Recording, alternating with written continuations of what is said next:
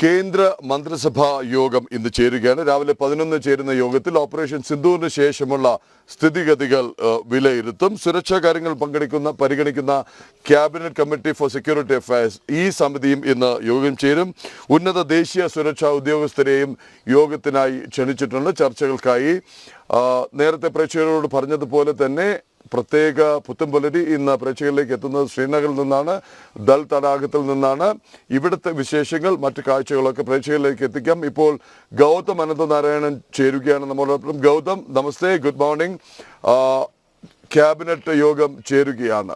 ഒരുപാട് കാര്യങ്ങൾ വിലയിരുത്താനുണ്ട്, ഒട്ടേറെ കാര്യങ്ങളിൽ തീരുമാനം എടുക്കാനുമുണ്ട്. എന്തൊക്കെയാണ് അവിടെ നമുക്കറിയാൻ കഴിയുന്ന വിവരങ്ങൾ?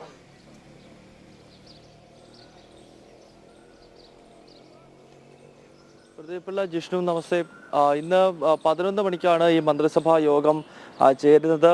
ഈ ഓപ്പറേഷൻ സിന്ദൂറിന് ശേഷം നടക്കുന്ന ആദ്യത്തെ മന്ത്രിസഭാ യോഗമാണ്. ഒപ്പം മന്ത്രിസഭാ യോഗത്തേക്കാൾ പ്രാധാന്യമുള്ളത് അതിനുശേഷം പിന്നീട് നടക്കാൻ പോകുന്ന കേന്ദ്ര മന്ത്രിസഭയുടെ സുരക്ഷാകാര്യ സമിതി യോഗമാണ്. നമുക്കറിയാം, ഈ സുരക്ഷാകാര്യ സമിതി യോഗമാണ് തന്ത്രപ്രധാനമായ പല തീരുമാനങ്ങളും എടുത്തിട്ടുള്ളത്. പ്രത്യേകിച്ച് മുൻപ് ഈ സൈന്യത്തിന് പൂർണ്ണമായ സ്വാതന്ത്ര്യം നൽകിക്കൊണ്ടുള്ള തീരുമാനം ഉൾപ്പെടെ ഈ യോഗമാണ് കൈക്കൊണ്ടത്. പ്രധാനമന്ത്രി നരേന്ദ്രമോദിയുടെ അധ്യക്ഷതയിലാണ് ഈ യോഗം നടക്കുന്നത്. ഇതിൽ ദേശീയ സുരക്ഷാ ഉപദേഷ്ടാവ് അജിത് ഡോവലും കേന്ദ്ര പ്രതിരോധ മന്ത്രി രാജ്നാഥ് സിംഗും അതോടൊപ്പം തന്നെ ഹോം സെക്രട്ടറിയും ഉൾപ്പെടെയുള്ള മുതിർന്ന ഉദ്യോഗസ്ഥരും ഒപ്പം കേന്ദ്ര മന്ത്രിസഭയിലെ പ്രധാനപ്പെട്ട ആളുകളും മാത്രമാണ് ഈ യോഗത്തിൽ പങ്കെടുക്കുന്നത്. ഈ യോഗമാണ് സൈനിക നടപടികൾക്കും അല്ലെങ്കിൽ അതിനുശേഷമുള്ള പ്രത്യേക സാഹചര്യങ്ങളിലൊക്കെ എന്ത് തീരുമാനമാണ് കൈക്കൊള്ളേണ്ടത് എന്നതിൻ്റെ ഒരു അന്തിമമായ ഉത്തരവ് ഇടുന്നത് ഈ കേന്ദ്രമന്ത്രിസഭയുടെ സുരക്ഷാകാര്യ സമിതിയാണ്. നേരത്തെ സൈന്യത്തിന് പൂർണ്ണ സ്വാതന്ത്ര്യം നൽകി എന്നത് സംബന്ധിച്ചുള്ള നിർണായക നിലപാടെടുത്തത് ഏറ്റവും അവസാനം ഈ യോഗം ചേർന്നപ്പോഴാണ്.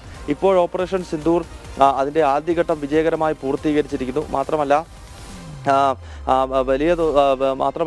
അതിർത്തിയിൽ വെടിനിർത്തൽ കരാറിന് ധാരണയായിരിക്കുന്നു. 10-ാം തീയതി വൈകിട്ട് 5 മണിക്ക് വെടിനിർത്തൽ കരാറിൽ ധാരണയായി. അതിനുശേഷം 6 മണിക്ക് ഇരു രാജ്യങ്ങളും തമ്മിലുള്ള പ്രഖ്യാപനം നടക്കുന്നു. എന്നാൽ പിന്നീടുള്ള 1-2 ദിവസങ്ങളിൽ പാകിസ്ഥാന്റെ ഭാഗത്തു നിന്നും ചില പ്രകോപനങ്ങൾ ഉണ്ടായതും നമ്മൾ കണ്ടതാണ്. അപ്പോൾ അത്തരം വിഷയങ്ങളൊക്കെ തന്നെ വളരെ സമഗ്രമായി തന്നെ ഈ കേന്ദ്രമന്ത്രിസഭയുടെ സുരക്ഷാകാര്യ സമിതി യോഗം ചർച്ച ചെയ്യും. ഒപ്പം ഇനിയും തുടർന്ന് എടുക്കേണ്ട നടപടികൾ എന്തൊക്കെയാണ് എന്നത് സംബന്ധിച്ചുള്ള കാര്യങ്ങൾ കൂടി തീരുമാനിക്കും. കാരണം കഴിഞ്ഞ ദിവസം ഈ DGMOമാരുടെ യോഗത്തിനകത്ത് ഉണ്ടായിട്ടുള്ളൊരു തീരുമാനം വെടിനിർത്തൽ കരാർ മുന്നോട്ട് കൊണ്ടുപോകുക, അതോടൊപ്പം തന്നെ അതിർത്തിയിലെ നിയന്ത്രണ രേഖയിലെയും രാജ്യാന്തര അതിർത്തിയിലെയും സൈനിക വിന്യാസം ഘട്ടം ഘട്ടമായി കുറയ്ക്കുക എന്നൊരു ധാരണ ആ DGMOമാരുടെ യോഗത്തിനകത്ത് ഉണ്ടായിരുന്നു. അപ്പോൾ ആ കാര്യങ്ങൾ ഇന്നത്തെ ഈ കേന്ദ്രമന്ത്രിസഭയുടെ സുരക്ഷാകാര്യ സമിതി യോഗത്തിലും വിശദമായി ചർച്ച ചെയ്യും. കാരണം DGMO യോഗത്തിൽ അങ്ങനെ ഒരു ധാരണ ഉണ്ടെങ്കിലും സേനാവിന്യാസം ഇപ്പോൾ കുറയ്ക്കണോ അല്ലെങ്കിൽ സേനാവിന്യാസം പൂർണ്ണമായി ഒഴിവാക്കി രാജ്യാന്തര അതിർത്തിയുടെയൊക്കെ പൂർണ്ണമായ ചുമതല ബോർഡർ സെക്യൂരിറ്റി ഫോഴ്സിന് തന്നെ വീണ്ടും കൈമാറണം. ഇക്കാര്യങ്ങളിലൊക്കെയുള്ള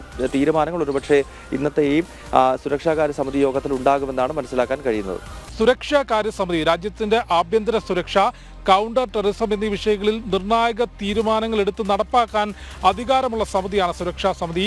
നേരത്തെ പഹൽഗാം ഭീകരാക്രമണത്തിന് ശേഷം 3-ലധികം തവണയാണ് ഇപ്പോൾ സുരക്ഷാ സമിതി യോഗം ചേർന്നിട്ടുള്ളത്. അതുകൊണ്ട് നിലവിൽ ഇനി മുൻപോട്ട് ഈ വിഷയവുമായി ബന്ധപ്പെട്ട് ഭീകരവിരുദ്ധ നടപടികളുമായി ബന്ധപ്പെട്ട് സുരക്ഷാ സമിതി കൈക്കൊള്ളുന്ന തീരുമാനങ്ങളേറെ നിർണായകമാകും. ഒപ്പം ഭാരതത്തിന്റെ നയപരമായിട്ടുള്ള തീരുമാനങ്ങൾ, ഈ സംഘർഷവുമായി ബന്ധപ്പെട്ട് എടുക്കുന്ന തീരുമാനങ്ങൾ, അതിലെന്തെല്ലാം നയപരമായിട്ടുള്ള പ്രഖ്യാപനങ്ങളും തീരുമാനങ്ങളും ഈ സമിതി യോഗത്തിൽ ഉണ്ടാകുമെന്നാണ് കരുതുന്നത്. ഗൗതം.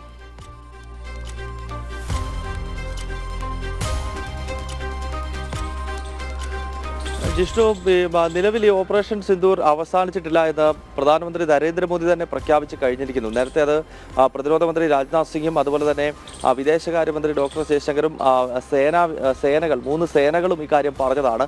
അതിനാൽ ഓപ്പറേഷൻ സിന്ദൂറിന്റെ തുടർച്ച സംബന്ധിച്ചുള്ള കാര്യങ്ങൾ ഒരുപക്ഷെ ഇന്നത്തെ ഈ യോഗത്തിനകത്ത് ചർച്ചയാകും. അതോടൊപ്പം തന്നെ ആഭ്യന്തര സുരക്ഷയുമായി ബന്ധപ്പെട്ട കാര്യങ്ങളും ചർച്ച ചെയ്യുമെന്ന് മനസ്സിലാക്കാൻ കഴിയുന്നുണ്ട്. കാരണം ഓപ്പറേഷൻ സിന്ദൂരിൽ വലിയ തിരിച്ചടിയാണ് ഭീകരശക്തികൾക്ക് നമ്മൾ നൽകിയിട്ടുള്ളത്. അവരുടെയൊക്കെ പ്രധാനപ്പെട്ട താവളങ്ങൾ ആഗോള ഭീകരവാദത്തിന്റെ സർവകലാശാലകൾ എന്ന് വിശേഷിപ്പിക്കപ്പെടുന്ന ബഹാവൽപൂരും മുർരീക്കയും ഒക്കെയാണ് ഭാരതത്തിന്റെ പ്രത്യാക്രമണത്തിൽ തകർന്നടിഞ്ഞിട്ടുള്ളത്. ഏതാണ്ട് 100-ന് മുകളിൽ സൈനികർ 100-ന് മുകളിൽ ഭീകരർ പാകിസ്ഥാനിൽ കൊല്ലപ്പെടുകയും ചെയ്തിട്ടുണ്ട്.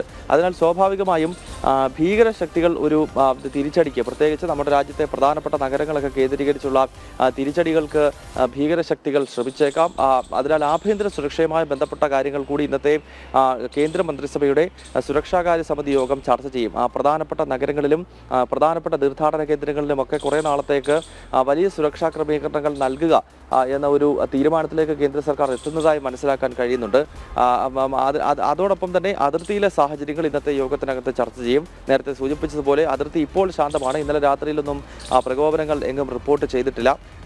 ജമ്മു കാശ്മീരിലോ അതല്ലെങ്കിൽ രാജസ്ഥാനിലോ ഗുജറാത്ത്, പഞ്ചാബ് തുടങ്ങിയ സംസ്ഥാനങ്ങളിലും രാജ്യാന്തര അതിർത്തി കടന്നു പോകുന്നുണ്ട് പാകിസ്ഥാനുമായിട്ടുള്ളത്. അവിടെ ഒന്നും തന്നെ ഇപ്പോൾ പ്രകോപനങ്ങളില്ല. പൊതുവെ കാര്യങ്ങൾ ശാന്തമാവുകയാണ്. എങ്കിൽ പോലും അവിടുത്തെ സേനാവിന്യാസം സംബന്ധിച്ചും അവിടുത്തെ പട്രോളിംഗ് സംബന്ധിച്ചുമൊക്കെയുള്ള കാര്യങ്ങൾ ഇന്നത്തെ ഈ യോഗത്തിൽ ചർച്ച ചെയ്യും. അതോടൊപ്പം ജമ്മു കാശ്മീരിൽ നടന്നുകൊണ്ടിരിക്കുന്ന ഭീകരവിരുദ്ധ ഓപ്പറേഷൻ നമുക്കറിയാം. ഇന്നലെ തന്നെ കുപ്വാരയിൽ ഭീകരരെ, ലഷ്കർ ഇ തോയ്ബയുടെ ഭീകരരെ സൈന്യം വധിച്ചിരുന്നു. അത്തരം ഓപ്പറേഷനുകൾ ഇനിയും വളരെ വേഗത്തിൽ നടക്കേണ്ടതുണ്ട്. കാരണം ജമ്മു കാശ്മീരിൽ ഏതാണ്ട് ഒരു 80% ഭീകരത പൂർണ്ണമായി തന്നെ അമർച്ച ചെയ്യാൻ 2019 ശേഷം ആർട്ടിക്കിൾ 370 മരവിപ്പിച്ചതിന് ശേഷം നമ്മുടെ സർക്കാർ സംവിധാനങ്ങൾക്ക് കഴിഞ്ഞിട്ടുണ്ട്. പക്ഷേ 80% എന്ന് പറയുമ്പോൾ ബാക്കി 20% ഇപ്പോഴും ഭീകരതയുടെ വേരുകൾ അവിടെ കിടപ്പുണ്ട്. അതിനെ തന്നെ പൂർണ്ണമായി അറുത്ത് മാറ്റിക്കൊണ്ടുള്ള ഒരു ഓപ്പറേഷൻ ഓൾ ഔട്ട് എന്ന രീതിയിലേക്കുള്ള കാര്യങ്ങൾ ഇനിയും ജമ്മു കാശ്മീരിൽ നടത്തേണ്ടതുണ്ട്. അത്തരം കാര്യങ്ങൾ കൂടി ഒരുപക്ഷെ ഇന്നത്തെ ഈ പ്രധാനമന്ത്രിയുടെ അധ്യക്ഷതയിൽ ചേരുന്ന കേന്ദ്രമന്ത്രിസഭയുടെ സുരക്ഷാകാര്യ സമിതി യോഗം ചർച്ച ചെയ്തേക്കാം.